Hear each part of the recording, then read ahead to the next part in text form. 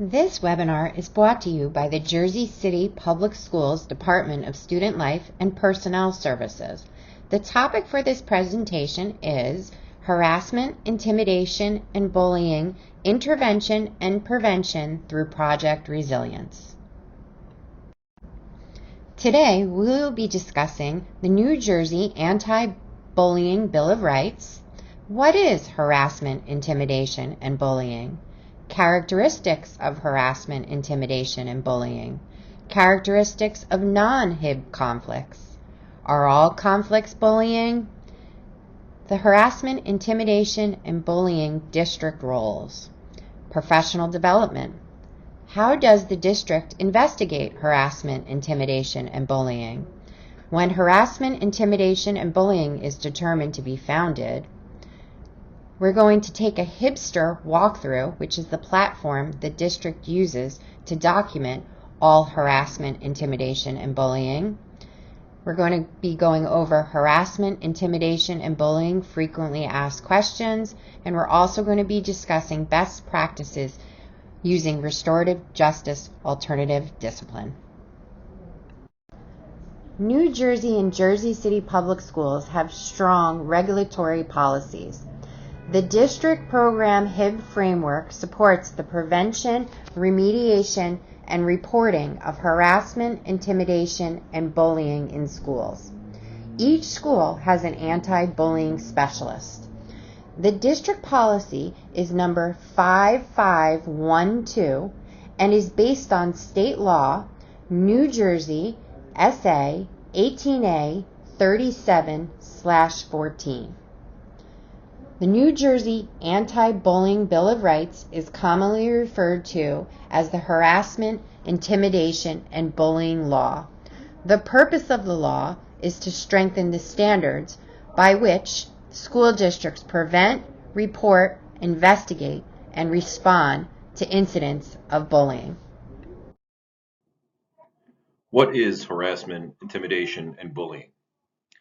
Harassment, intimidation, and bullying is defined in both the law and board policy as any gesture or written, verbal, or physical act or any electronic communication which is motivated by any actual or perceived characteristic, including things such as race, religion, national origin, gender, or disability, which also takes place on school property, on a school bus, at a school-sponsored event, or even off school grounds in certain circumstances, and that a reasonable person should know under the circumstances that the actions will physically or emotionally harm the student or damage the student's property, that the actions would place a student in reasonable fear of physical or emotional harm to his person or property, or has the effect of insulting or demeaning the student or group of students, or interferes with the student's education, or is severe or pervasive enough that it causes physical or emotional harm to a student. We see here some of the characteristics of harassment, intimidation, and bullying. Some examples are: it is behavior that is intended to cause some kind of harm. It is always purposeful. There's also an imbalance of power, whether it be physical or social, between the person doing the bullying and the target of the behavior. It often is serious with threats of physical or emotional harm. There is an intent to hurt through humiliation or exclusion. It often affects social status and relationships. There's a strong emotional reaction from the target or the victim, and often little or no reaction from the bully. Other characteristics include it's often aggressive. There is no remorse from the bully. It's often manipulative. They will blame the target or the victim and or discount the target or the victim's feelings. And there is no attempt or willingness to solve or acknowledge the problem. We now want to show characteristics of conflict that is not harassment, intimidation, or bullying. So there is conflict that occurs between students that is not considered HIB or harassment, intimidation, and bullying. So conflict is defined as struggle between two or more people who perceive they have incompatible goals or desires. The conflict often occurs naturally between people. It's less serious and part of growing up. It's an equal emotional reaction. It's not about seeking power, attention, or things. Often both parties feel remorse and or take responsibility. There are efforts to solve the problem, uh, often referred to as butting heads or he said, she said, and conflict often arises in the moment because people with the same amount of power see the same situation differently. So, are all conflicts bullying? No. Conflicts at school will occur. However, conflict and bullying are very different.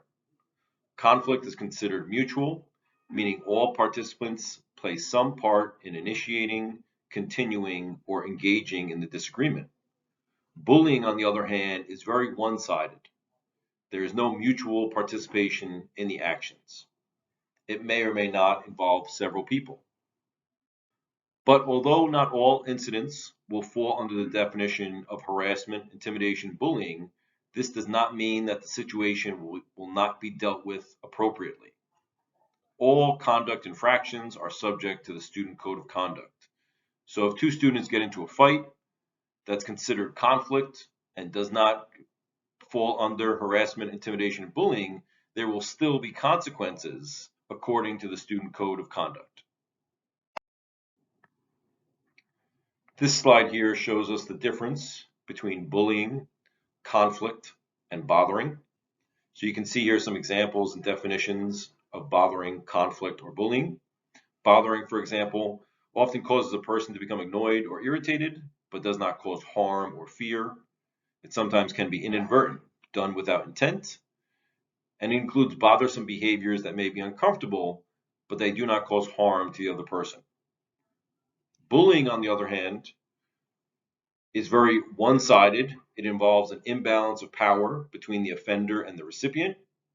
The intent is to physically or emotionally hurt someone. It's motivated by a distinguishing characteristic, and it substantially disrupts the orderly operation of the school or the rights of students.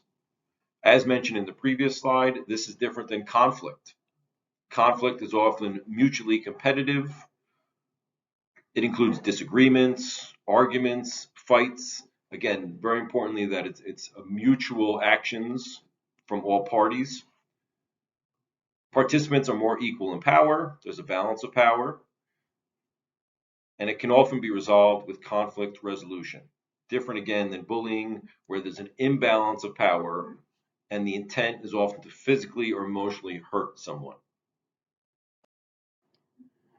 This slide details the different roles of the people involved in the harassment, intimidation, and bullying investigation process. So the first person is the anti-bullying coordinator, Ms. Candace Caccaro. Ms. Caccaro was appointed by the superintendent. She coordinates and strengthens the district HIB policy to prevent, identify, and address harassment, intimidation, and bullying. She coordinates with the anti-bullying specialists, the Board of Education, and the superintendent. She meets at least twice a school year with the school anti-bullying specialists. She provides data in collaboration with the superintendent to the state and performs other related duties. We also have an anti-bullying specialist at each school. This person is appointed by the principal. The anti-bullying specialists are either a school counselor, school psychologist, or other school staff trained as an anti-bullying specialist. They lead the investigation of reported harassment, intimidation, and bullying incidents. They also act as the primary school official, responsible for preventing, identifying, and addressing incidents of harassment, intimidation, and bullying in the school. They assist the principal in appropriately applying the range of responses to HIB established by state law and board policy. Anti-bullying specialists receive several professional development trainings throughout the year. One training that all anti-bullying specialists received was on the Hibster platform. The platform is what the specialists use to report on bullying investigations. A second training that all anti-bullying specialists received was on the amendments to the Anti-Bullying Bill of Rights in New Jersey. That was presented by Legal One Director David Nash. A third professional development that anti-bullying specialists received in March was from the Anti-Defamation League on best practices when it comes to creating respectful school environments that foster inclusion and respect. You can see here a short summary of how the district investigates harassment, intimidation, and bullying. Any parent or family member who witnesses or learns of potential harassment, intimidation, and bullying can report it to a school employee or principal. Any school employee or contracted service provider who witnesses or learns of potential harassment, intimidation, or bullying must report it to the principal.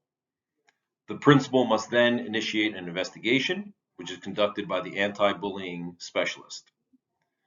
The anti-bullying specialist then must report the results to the principal and the superintendent, who then may take action, such as imposing discipline, providing services, or some other remedial or restorative practice. The Board of Ed must review the investigation results and the superintendent's decision. They then must affirm, reject, or modify the decision. A parent or guardian has the right to a hearing before the board within 60 days of the notice, and the parent or guardian may appeal the board's decision to the Commissioner of Education within 90 days. This flowchart shows us the bullying investigative process discussed on the previous slide. It also includes time frames for when things must be reported or completed within the bullying investigative process. As an example, the yellow box at the top shows us that school employees must report an event of harassment, intimidation, or bullying that they witness or receive reliable information about the same day that it happens. They must then submit a written report to the principal within 2 days. Later on in the flow chart, you see in the pink box, it says the investigation must be completed as soon as possible. So a written report must be completed within 10 days of the incident and reported to the principal. Hi, my name is Lou DiCarlo. I'm the ABS and the CIT at PS number 5. One of the amendments for the 2022-2023 school year to the New Jersey Anti-Bullying Bill of Rights Act pertains to the 338 form. A 338 form is used to report allegations of HIB. It's included as part of the documentation that the schools keep for each HIB case and aids in the investigation. There are 2 forms that can be found on the JCBOE site. One form would be filled out for families and caregivers to report allegations of HIB, and the other form would be used for staff members to fill out pertaining to allegations that they are reporting. When HIB is determined to be founded, if the investigation yields a founded conclusion for HIB, the student will receive consequences in line with the district code of conduct at the school level. These actions can be remedial and or punitive. For each first founded offense, a copy of the investigation will be placed in the student record, and the student may be subjected to remedial measures. That is the same for the second offense. The third founded HIB offense for a student would entail the principal developing an individual student intervention plan that will be approved by the superintendent. In addition, the superintendent and principal will consult with law enforcement regarding reporting obligations under the MOA. Addressing HIB that occurs off school grounds.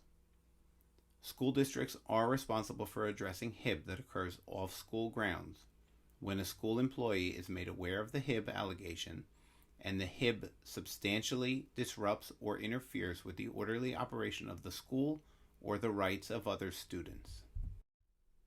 These next series of slides pertain to HIBster, which is the platform that the district uses to document allegations of HIB. Jersey City has used Hibster for the last 13 years.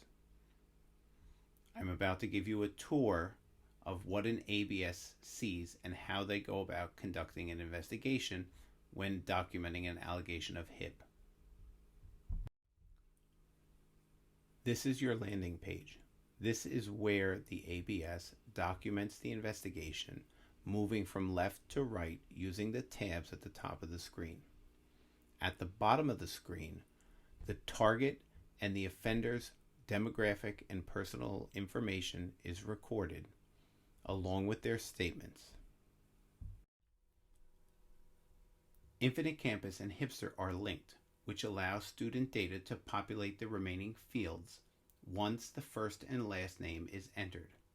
This applies to any victims, offenders, and witnesses. Once the student data is saved, a statement can be taken. Depending on the ABS, they have the freedom to upload a written statement from the student or staff member. They can transcribe the interview, but this is where they would upload that statement. What form of HIB is alleged to have occurred? Each of the headings have a separate drop-down that opens up, allowing the ABS to select which form of HIB is alleged to have occurred. The next tab pertains to the location. Where is the HIB alleged to have occurred? And again, the ABS would check any and all boxes that fit the HIB allegation. Here's the Witness and Evidence tab. This is where the ABS would include any witnesses that have direct knowledge of the HIB allegation. And on the right-hand side, it allows the ABS to include any screenshots, videos, pictures, any physical evidence to support the HIB allegation. The next tab an ABS navigates to is the motivation, the why. Why was the HIB alleged to have taken place? These are the distinguishing characteristics that an ABS would check off pertaining to each individual HIB allegation. The additional info tab is the workspace for the ABS as they navigate the process of the investigation.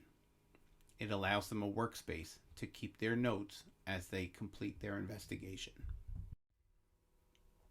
The Executive Summary tab is where the school enters information for the 338 form if the school is documenting the HIB allegation. On the right-hand side of the screen is where the ABS would generate the Executive Summary. The Executive Summary is seen by the Board of Ed and public in the agenda. The Executive Summary cannot have any identifying student information, and student privacy must be maintained for all students and staff. These next 4 screenshots would be completed for the victim and the aggressor and document the action taken by the school as part of the investigation. Each of these screens outline the following: the contact that the school had with the parent or guardian, what form of contact was made, the time, the date, the action taken, whether it's remedial or punitive, and the location of that action. The Conclusions tab is where the school documents whether or not the allegation meets the criteria for HIB. If an allegation meets the criteria for HIB, then it would be considered founded. If you have multiple offenders and the investigation determines that only some of them were to have committed an act of HIB, then it would be founded for some. If it does not meet all 3 parts of the definition of HIB, then it would be considered unfounded. The categories on the left-hand side of the screen are used by the district and the state to educate its students regarding various forms of HIB behaviors.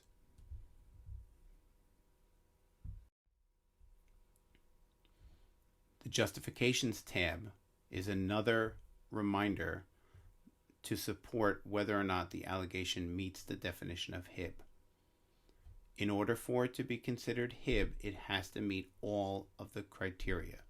You're looking for an act, a characteristic, and a disruption. The Tasks tab is there to ensure that the ABS, the school, and the district complete the investigation at the appropriate time manner.